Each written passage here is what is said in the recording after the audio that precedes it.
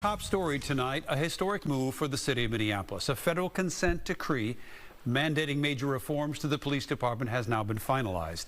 That decree comes 18 months after a U.S. Department of Justice investigation found that Minneapolis police had a history of excessive force, discrimination, and free speech violations. We have traveled a very, very long and challenging journey. We're just beginning, and we know we have a long way to go. This is utterly necessary. Our city, you will recall, was the epicenter of activity around police accountability 5 years ago. Now, this vote came with a big time crunch to get it filed before President-elect Donald Trump takes office later this month.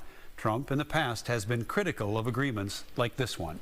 Tonight, we are digging deeper into what the federal consent decree actually means for Minneapolis police and the residents they serve. Our Maury Glover read through it tonight and joins us with some of the key points from our newsroom. Maury? Well, this consent decree is a legally binding agreement, and Minneapolis will be the first city in the country to be under both federal and state consent decrees at the same time. This is an incredibly important agreement.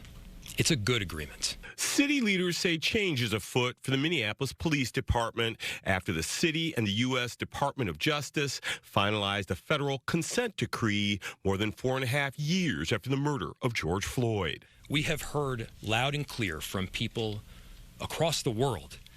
Minneapolis deserves wholesale change. The consent decree lays out how the MPD will reform its training, discipline, and policies to address systemic problems laid out by the DOJ in 2023. City leaders say the goal of the agreement is to strengthen confidence in law enforcement through limiting the use of force, avoiding unnecessary traffic stops, and protecting the right to engage in protests and demonstrations. The consent decree that we are announcing today is robust and comprehensive in scope. Among other things, officers would not be allowed to start a foot chase simply because someone runs after seeing an officer, work off duty if they're on administrative leave, or handcuff a child under 14 years old.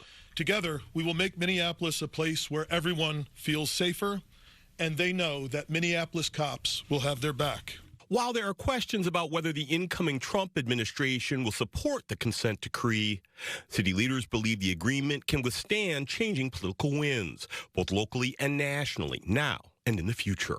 This agreement is rock solid, and our commitment to it, regardless of the circumstances, is also rock solid. Now, this consent decree still has to be signed by a federal judge, and once that happens, it will become a court order that can only be terminated by the court. In the newsroom, Maury Glover, Fox 9.